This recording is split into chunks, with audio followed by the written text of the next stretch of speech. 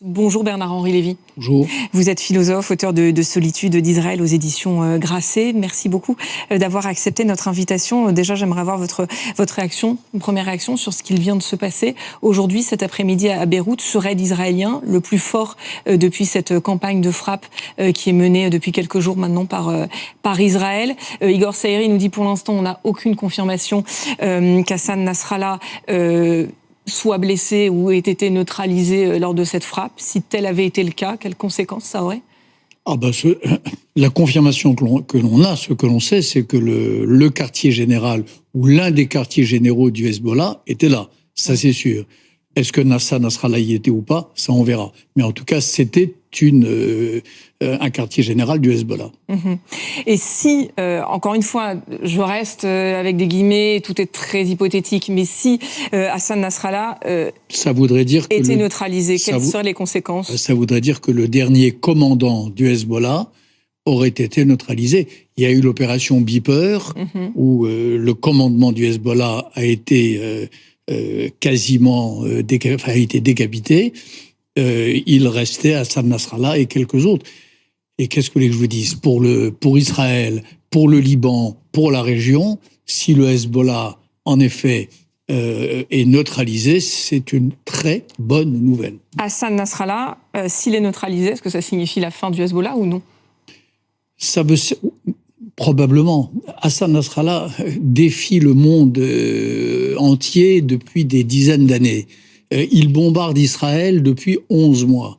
C'est pas Israël qui a commencé. J'entendais là tout à l'heure la manière dont on présentait les choses. C'est pas Israël qui a déclaré la guerre il y a quelques jours. C'est Hassan Nasrallah qui a déclaré la guerre il y a 11 mois. C'est-à-dire qu'au lendemain du 7 octobre, le 8 octobre, j'étais moi-même en Israël à l'époque. Les premiers obus du Hezbollah ont commencé à tomber sur Israël. Israël a attendu 11 mois. Israël a prévenu. Israël a adjuré la communauté internationale de faire pression sur le Hezbollah pour que ça s'arrête. Au bout de 11 mois, qu'est-ce que je vous dis ? Israël a décidé de passer à l'action et de se défendre. Alors on va écouter justement Benyamin Netanyahou. Je disais, ce raid israélien a été mené dans la foulée d'une déclaration du Premier ministre israélien qui était à l'Assemblée générale de l'ONU à New York et qui a réaffirmé sa volonté de poursuivre ses frappes, son offensive contre le Hezbollah et qui dit vouloir aussi rétablir la vérité sur son pays. Écoutez. I didn't intend to come here this year. Je n'avais pas l'intention de venir ici cette année. Mon pays est en guerre. Il lutte pour sa survie. Mais après avoir entendu les mensonges et les calomnies proférées à l'encontre de mon pays par de nombreux orateurs à cette tribune, j'ai décidé de venir ici et de rétablir la vérité.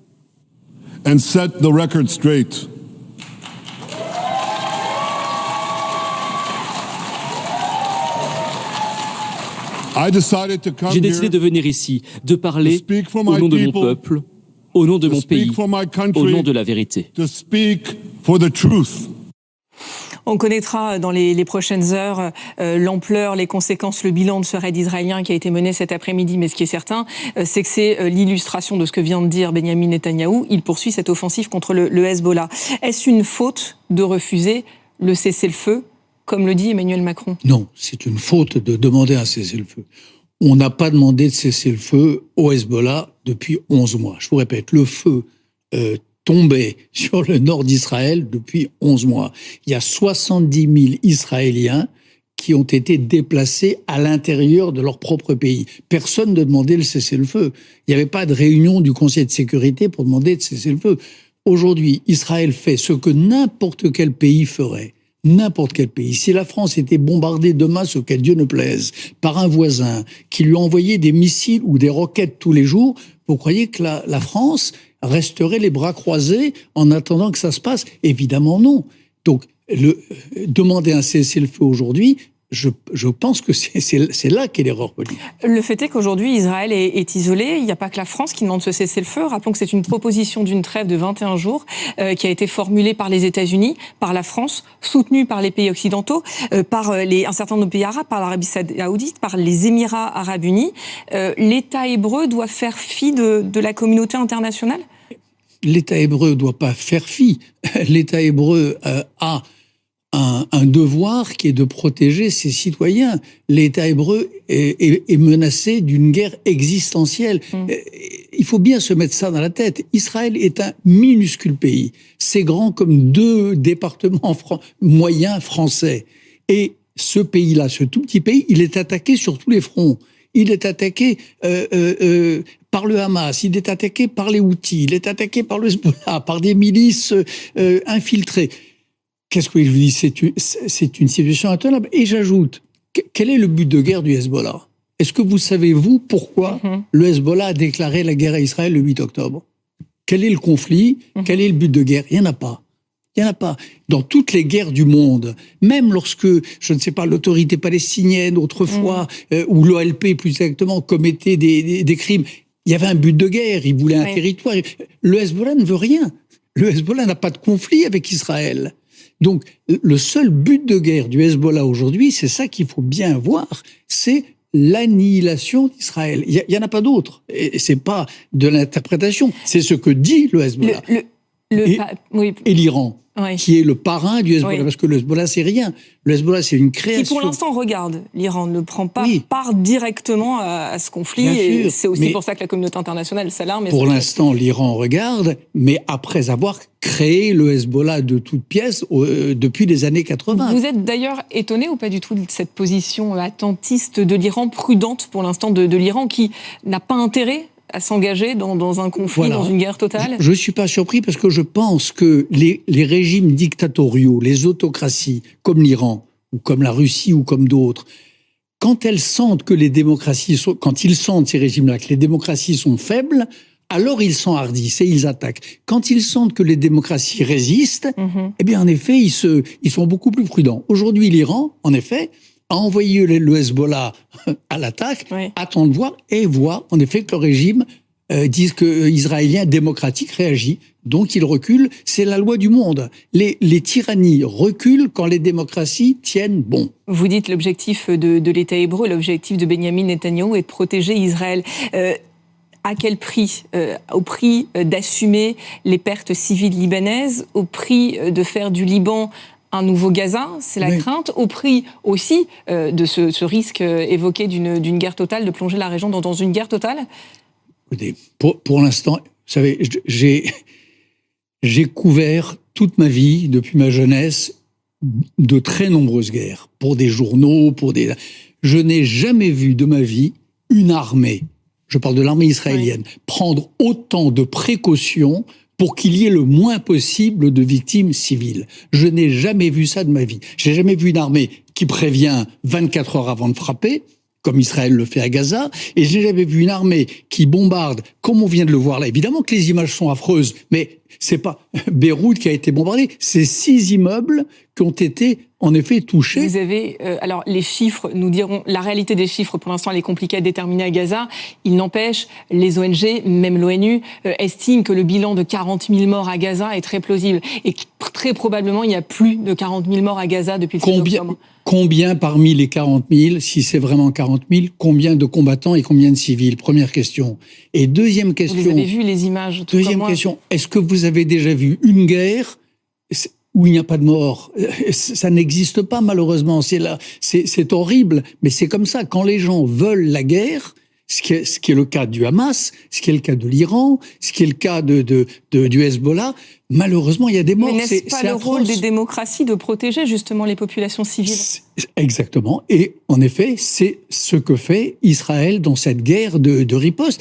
Israël fait en prévenant, en ouvrant des corridors d'évacuation, en adjurant les populations civiles d'évacuer. Israël fait ce qu'il peut pour qu'il y ait parmi les populations civiles que vous évoquez le moins possible de victimes. Et je vous répète, dans toutes les guerres que j'ai vues et que j'ai couvertes de ma vie, je n'ai jamais vu cela. Quand nous, les Français, avec les Américains, étions en opération à Mossoul, la bataille de Mossoul, quand on voulait éradiquer l'État islamique, Daesh, après les attentats contre le Bataclan et contre Charlie Hebdo et l'hypercachère, on s'embarrassait pas de ces précautions. On prévenait pas les populations civiles de Mossoul d'évacuer avant de frapper.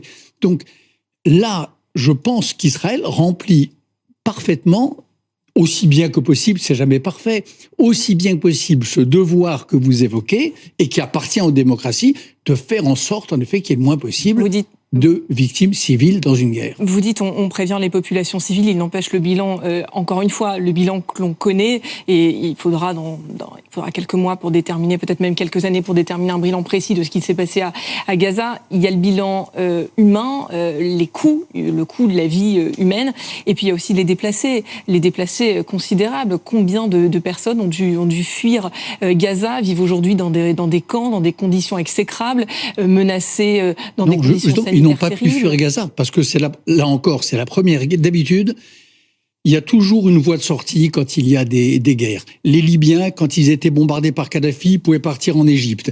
Les Syriens... On les a empêchés justement de partir en Égypte. Les Syriens, quand ils étaient bombardés par Bachar al-Assad, pouvaient partir en Turquie. Là, il y a un pays qui est l'Égypte, qui a empêché les Gazaouis de sortir depuis le début de la guerre, déclenchée par le Hamas le 7 octobre.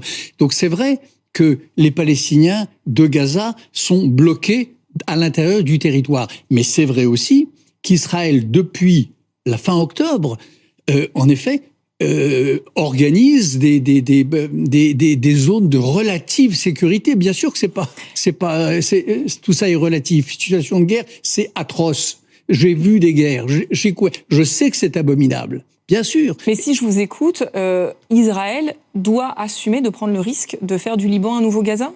C'est le prix de la guerre ? Mais pour l'instant, c'est pas le Liban, madame. C'est 6 immeubles au sud de Beyrouth qui sont le fief du Hezbollah. C'est pas le Liban. Il s'agit pas d'un nouveau Gaza.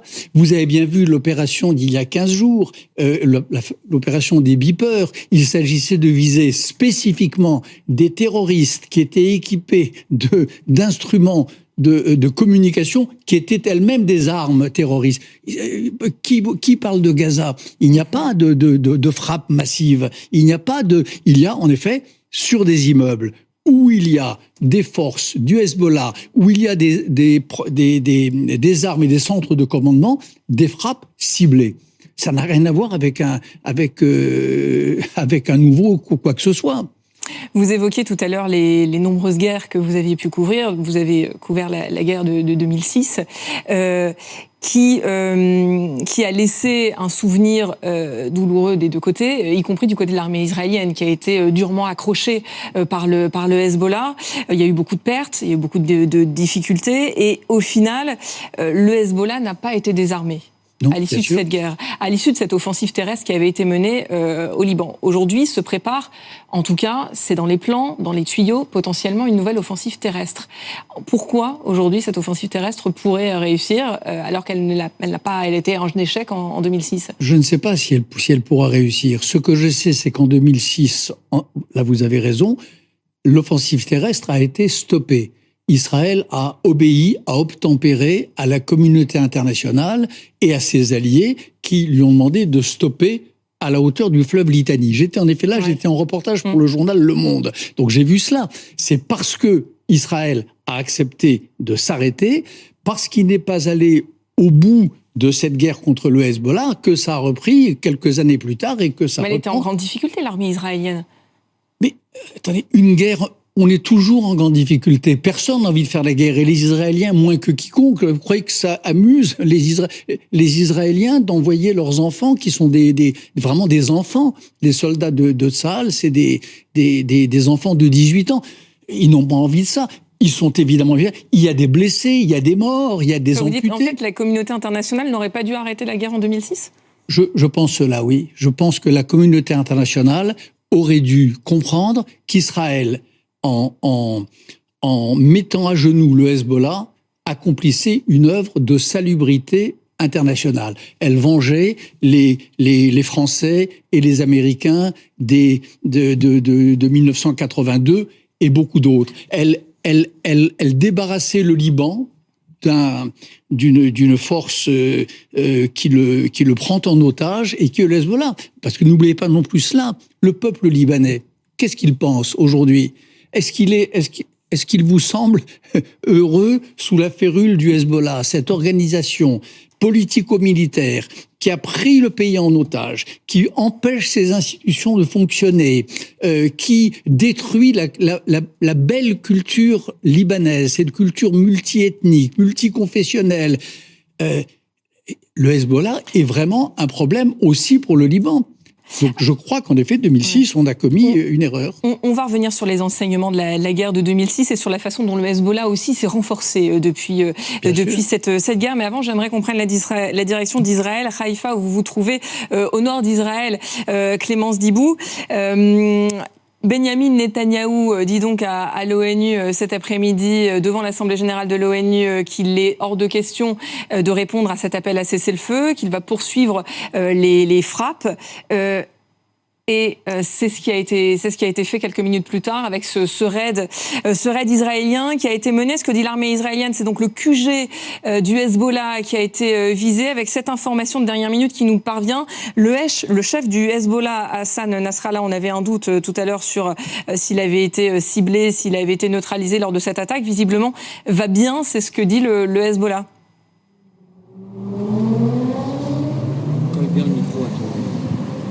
Alors, je crois que c'est à moi de parler. La liaison est très mauvaise parce que justement aussi, tous les Israéliens sont en ce moment sur leur téléphone pour essayer de savoir ce qu'il en est. Il y a les messages WhatsApp, les messages Telegram, qui ont explosé d'un coup en apprenant cette nouvelle parce que c'est bien sûr un grand sujet d'inquiétude ici en Israël, notamment à Haïfa dans le nord d'Israël. Les Israéliens essayent de savoir, si le chef du Hezbollah, Hassan Nasrallah, a été touché ou pas. Des sentiments assez ambivalents, bizarrement, surtout ici à Haïfa. D'abord parce que beaucoup craignent des représailles cette nuit, des lancements de roquettes par exemple. Beaucoup s'attendent à des nuits peut-être très compliquées ce soir en représailles. Et puis on parlait tout à l'heure avec un jeune habitant d'ici de Haïfa, Nathaniel, 26 ans, qui nous expliquait qu'en fait c'était peut-être pas le moment de se disperser entre la guerre à Gaza, ouvrir un nouveau front au Liban, peut-être ouvrir un nouveau front politique de la part de Netanyahou, et que donc peut-être qu'Israël n'arriverait pas à faire face à toutes ces guerres que le gouvernement est en train de lancer. Et donc il était assez sceptique sur les conséquences de cette frappe à long terme sur la population. Pourtant, effectivement, dans le nord d'Israël, il y a plus de 60 000 déplacés depuis un an, depuis le 7 octobre, avec les roquettes que le Hezbollah tire fréquemment sur le nord d'Israël. Et c'était un but de guerre qui a été annoncé en septembre par Benyamin Netanyahou, un nouveau but de guerre, éradiquer le Hezbollah, en tout cas pouvoir permettre à ses habitants du nord d'Israël de pouvoir retourner chez eux. Merci Clémence Dibot pour toutes ces précisions. Bernard-Henri Lévy, est-ce qu'Israël peut faire face et mener toutes ces guerres sur ces différents fronts en même temps ? Peut-être pas, c'est difficile, mais c'est pas Israël qui l'a choisi. Ce sont les forces en question dont vous parlez qui ont décidé du calendrier et qui sont les maîtres des horloges. C'est l'Iran qui a déclenché, on ne parle pas des Houthis qui eux tirent sur Tel Aviv des obus depuis le Yémen. C'est l'Iran qui a décidé cette attaque massive par tous les côtés. On évoquait les enseignements de la guerre de 2006. Depuis, le Hezbollah a multiplié par 10 le volume de ses missiles, de ses drones. Ses combattants aussi sont beaucoup plus aguerris parce qu'ils ont été combattre en Syrie. Est-ce un piège aujourd'hui que de tenter une offensive terrestre ? C'est la raison pour laquelle je vous dis que le monde se porterait mieux si le problème avait été réglé en 2006. En effet, on n'aurait pas vu leurs forces multipliées par 10 et les combattants aguerris. Et au passage, la vraie horreur de notre génération qui s'est passée en Syrie. Les 400 000 morts de Syrie, les 3 à 4 millions de déplacés en Syrie, par la faute notamment du Hezbollah, c'est une tragédie abominable. Donc je pense en effet qu'on aurait gagné 20 ans, 18 ans, si on avait laissé Israël aller au bout de sa victoire en 2006. Aujourd'hui, bien sûr que c'est beaucoup plus difficile. C'est probablement, vous dites que le Hezbollah est 10 fois plus armé, donc c'est peut-être 10 fois plus difficile. Et l'opération terrestre, moi je ne peux pas l'imaginer sans être glacé d'effroi, parce que ça veut dire en effet une opération terrestre, c'est abominable. C'est des jeunes garçons qui vont partir à la bataille, qui sont pas tous formés pour ça. C'est une abomination, bien sûr. Je ne sais pas comment ça se passera. Je ne sais pas. Parce que l'objectif de guerre affiché aujourd'hui d'Israël, il est en fait de permettre aux déplacés du nord du pays de pouvoir retrouver leur maison et donc de sécuriser en fait la frontière avec le sud Liban. Ça c'est l'objectif affiché. Et pour ça, ce que dit Israël, c'est qu'il faut une victoire totale sur le Hezbollah. Est-ce que c'est possible une victoire totale sur le Hezbollah ? Et surtout, qu'est-ce que ça veut dire une victoire totale sur le Hezbollah ? Parce qu'on voit bien les difficultés qui sont rencontrées face au Hamas.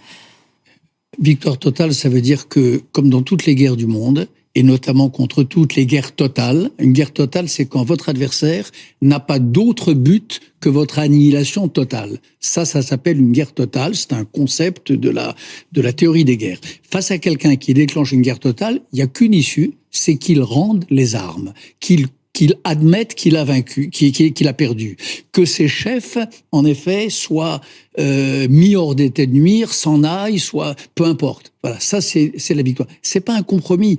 Avec ce genre de force-là, qui déclare une guerre totale contre vous, il n'y a pas de compromis. Et vous imaginez une seule seconde les membres du Hezbollah rendre les armes, c'est pas dans l'état d'esprit, c'est comme le Hamas, on voit bien qu'ils sont amoindris, un certain nombre de chefs qui ont été éliminés et pour autant ils combattent jusqu'au bout.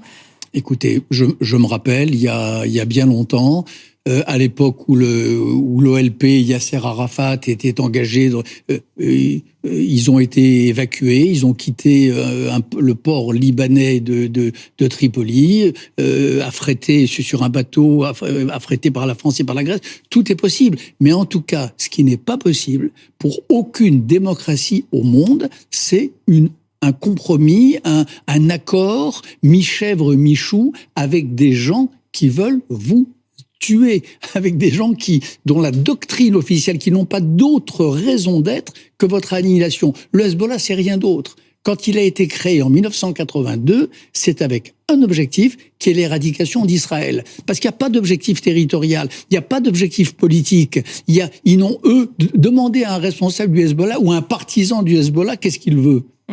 Il vous dira ça, annihilation d'Israël. Qu'est-ce que vous faites si vous êtes israélienne ? Mais le risque, et on l'entend de la part de nos reporters qui sont au Liban, qui nous expliquent que depuis justement la guerre de 2006, ça a renforcé le sentiment anti-israélien dans la population libanaise. Est-ce qu'aujourd'hui, s'attaquer au Hezbollah, mener ces campagnes de frappe aérienne, ce n'est pas le risque de renforcer je ne sais pas si on peut parler de popularité, mais en tout cas le soutien d'une partie de la population libanaise au Hezbollah et de fabriquer aussi les terroristes de demain? Vous savez, il y a eu un sondage récemment qui a été fait à Gaza par un institut de sondage palestinien digne de foi, et selon lequel 6% aujourd'hui des Palestiniens de Gaza souhaitent que le Hamas continue de gouverner le pays, la bande de Gaza, après la guerre. 6%. Donc cette guerre, elle a affaibli drastiquement le Hamas. Le Hezbollah, on verra. Vous savez, je ne serais pas surpris que demain, vous ayez une majorité de Libanais qui comprennent que ceux qui les ont mis dans cet enfer, ceux qui les ont pris en otage, ceux qui ont transformé le Liban en pion dans la partie menée par l'Iran, c'est le Hezbollah. Alors il y a peut-être une montée du sentiment anti-israélien, c'est possible, mais il y a peut-être aussi une grande colère des Libanais contre le Hezbollah. Et moi, je serais libanais, honnêtement, c'est au Hezbollah que j'en voudrais, qui ont transformé mon pays, toute une partie en tout cas de mon pays, 30%, en une espèce de gigantesque base de lancement pour missiles et pour roquettes pour détruire un voisin. Qu'on se rende bien compte, quel est le poids du Hezbollah aujourd'hui dans la société libanaise ?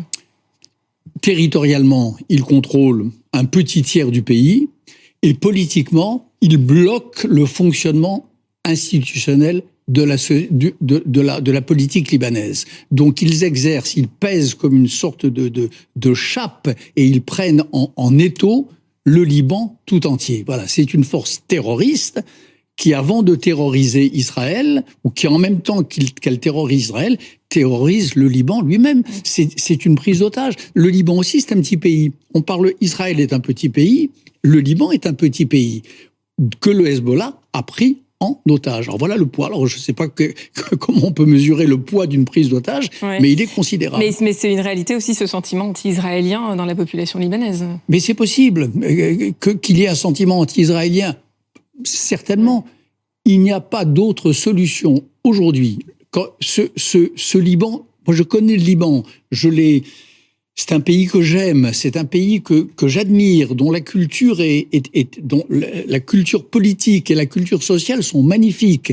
Cette façon que le Hezbollah, machine de guerre de l'Iran, a eu de le prendre en otage est insupportable. C'est impossible que cela dure. Donc Israël, en effet, dans cette histoire, se défend et défend aussi le Liban contre la force du Hezbollah. Et c'était devenu inévitable. Ça fait 11 mois que cela dure, 11 mois que les bombes tombent tous les jours sur Israël. Vous restez avec nous, Bernard-Henri Lévy. J'aimerais qu'on accueille Olivier Rafovic, qui est le porte-parole, l'un des porte-paroles de l'armée israélienne.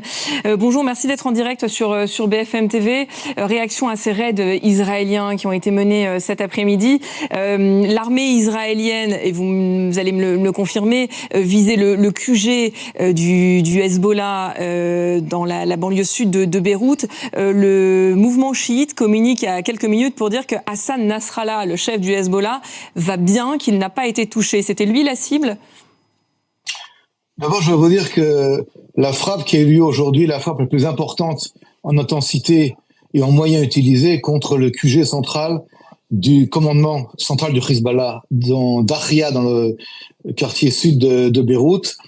Nous parlons ici d'un quartier général totalement bunkérisé, très profondément enterré, protégé par des bâtiments, et l'opération qui a eu lieu est une opération précise selon un renseignement extrêmement sophistiqué qui a encore une fois touché de plein fouet le QG. Au-delà de cela, je ne peux pas vous dire d'autre chose par rapport aux cibles ou à d'autres éléments. Il faut un petit peu attendre. Vous dites une frappe ciblée qui visait le QG du Hezbollah. Il n'y avait pas de civils dans ces immeubles ? Écoutez, à chaque fois la question elle se pose. On est en guerre.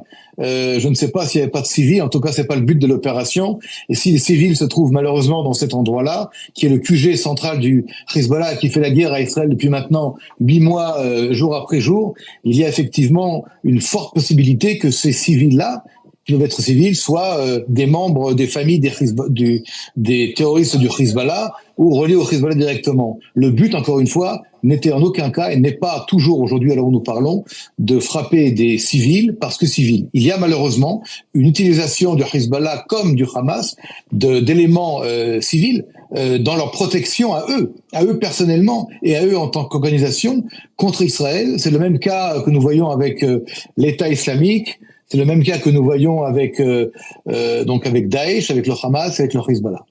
Bernard-Henri Lévy disait il y a un instant qu'Israël prévenait systématiquement les civils quand il y a des frappes. Là, si je vous comprends bien, vous n'avez pas prévenu les civils potentiellement présents dans ces immeubles. En supposant que votre question soit une question sérieuse, et j'espère qu'elle l'est, vous vous rendez bien compte quand même qu'une frappe contre le QG central du Hezbollah ne peut pas être prévenue à l'avance. Là, on n'est plus dans la guerre. Là, on est dans n'importe quoi. Aucune armée sérieuse du monde va prévenir l'ennemi qu'il va attaquer et qu'il va vouloir le détruire. Lorsqu'il y a des objectifs civils dans lesquels se trouvent des éléments du Hezbollah, comme les centaines de maisons dans le sud-Liban, dans des villages du sud-Liban, nous prévenons, comme nous l'avons déjà fait depuis une semaine, également dans la vallée de la Beka. Mais lorsqu'on parle du QG central du Hezbollah avec des gens extrêmement dangereux qui s'y trouvent, on va pas leur dire, écoutez, on arrive, sortez avant qu'on frappe. C'est quoi la prochaine étape après ces raids israéliens ? Est-ce que c'est l'offensive terrestre ? Alors, ce n'est pas un raid. Un raid, c'est différent. On parle ici d'une frappe précise, d'une opération ultra précise contre un objectif particulier, choisi, n'est-ce pas, avec des armes utilisées spécialement en coordination avec la cible, qui est une cible, ce qu'on appelle dans le jargon du renseignement militaire, une cible de très haute qualité. Qualité au niveau du fait qu'elle demande des moyens nécessaires et suffisants pour être touchée. Il va falloir un peu attendre, encore une fois, les impacts de cette frappe extrêmement importante contre le QG central du Hezbollah, qui, je le répète, et comme l'a dit très clairement Monsieur Bernard-Henri Lévy, c'est le Hezbollah qui attaque Israël depuis le 8 octobre. Et oui. Non, mais c'est important de le répéter parce que on sort du contexte, on oublie. Certaines personnes importantes en France, par exemple, disent que c'est Israël qui agresse. Non, c'est Israël qui est agressé et c'est L'agresseur, c'est le Hezbollah. Et aujourd'hui, nous sommes en légitime défense pour défendre l'État d'Israël et pour faire que les 60 000 personnes reviennent à la maison. Oui, pardonnez-moi de vous interrompre, mais jusqu'où vous allez mener cette offensive pour atteindre cet objectif de guerre qui est sécuriser cette frontière avec le sud-Liban? Vous n'avez pas répondu à mes questions sur l'offensive terrestre. Est-ce que l'offensive est en cours de préparation? Alors, deux questions dans votre question. La première, tant que les citoyens israéliens ne pourront pas rentrer chez eux en sécurité et en sérénité, l'opération continuera. Soit elle arrivera à une élimination du Hezbollah, soit il y aura la place pour un accord, un arrangement politique grâce à la pression militaire que subit le Hezbollah. Soit ce n'est pas suffisant et d'autres moyens seront envisagés. Aujourd'hui, nous avons publié, c'est pas un secret, que 2 brigades d'infanterie blindées ont été mobilisées, des brigades de réserve. La brigade numéro 6 et la brigade numéro 401 sont préparées avec tout leur équipement et tous leurs hommes au cas où il y aurait besoin de renforcer les opérations sur le terrain. Je ne peux pas vous en dire plus pour l'instant. En tout cas, nous sommes prêts à toute éventualité. Donc vous vous tenez prêt, mais pour l'instant, c'est pas à l'ordre du jour, si je comprends bien. On est prêt au cas où il y a la directive donnée par l'échelon politique. Je rappelle que Tsahal est une armée d'un État démocratique qui reçoit ses ordres de l'échelon politique et nous agissons par rapport aux directives données par l'échelon politique, par le gouvernement israélien. À l'heure où nous parlons, nous sommes prêts à donner toutes les options possibles au gouvernement pour agir au niveau militaire, que ce soit dans les airs ou sur terre. Mais sur terre, nous sommes en Israël avec des brigades d'infanterie blindées de réserve qui ont été mobilisées et qui sont full equipped au cas où. Une dernière question, Olivier Rafovitch, qu'est-ce que vous considérez comme une victoire totale sur le Hezbollah? Encore une fois, je ne vais pas maintenant définir une victoire totale sur le Hezbollah. Ce que je peux vous dire, c'est que moi, personnellement, j'ai connu le Hezbollah très bien. Fin année 2000, j'étais moi-même 4 ans au Liban. J'ai moi-même été attaqué par le Hezbollah, comme beaucoup d'autres d'ailleurs. On a affaire ici à une armée terroriste de 100 000 personnes au moins, qui a plus de 250 000 missiles. C'est une armée terroriste la plus puissante du monde, je dis bien la plus puissante du monde. Et aujourd'hui, ce que nous devons faire, c'est changer radicalement la situation, soit par des moyens militaires et qui vont arriver à des changements où la politique et la diplomatie prendront le relais, ce qui est formidable. Et si c'est pas le cas, eh bien peut-être que d'autres moyens seront utilisés. Mais il est clair que la situation ne peut pas durer, ne peut pas continuer. Et juste un mot très rapidement. Les Libanais méritent autre chose que d'être gouvernés par une mafia qui s'appelle le Hezbollah, qui travaille pour Téhéran et en aucun cas pour Beyrouth. Merci Olivier Rafovitch. En attendant, Bernard-Henri Lévy, les Libanais, ils sont terrorisés. Ils sont terrorisés parce qu'ils savent pas ce qui va se passer là dans les prochains jours, dans les prochaines semaines, avec la crainte de revivre la guerre de 2006, avec la crainte dans toute la région de vivre une guerre généralisée. Est-ce qu'une guerre, la guerre du Liban, on y est? On y est déjà. Les Israéliens sont terrorisés et les Libanais sont terrorisés. Mais les Israéliens... Et on continue ?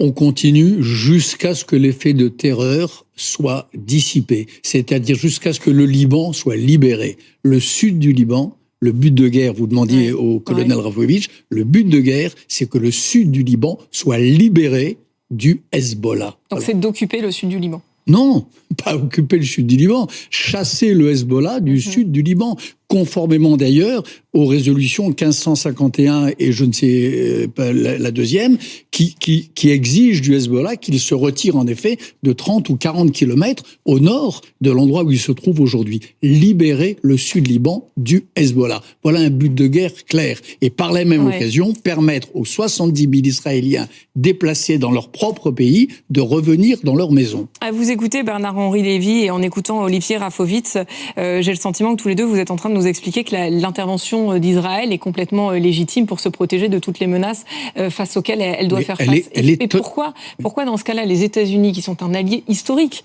d'Israël, pourquoi les États-Unis aujourd'hui alertent l'État hébreu et disent à Benyamin Netanyahou, il faut absolument un cessez-le-feu? Vous allez demander ça aux États-Unis. Pour l'instant, en effet, Israël est totalement légitime dans sa riposte contre l'agression dont il est l'objet. La guerre que mène Israël et contre le Hamas et contre le Hezbollah, évidemment que c'est d'une légitimité absolue selon la loi internationale.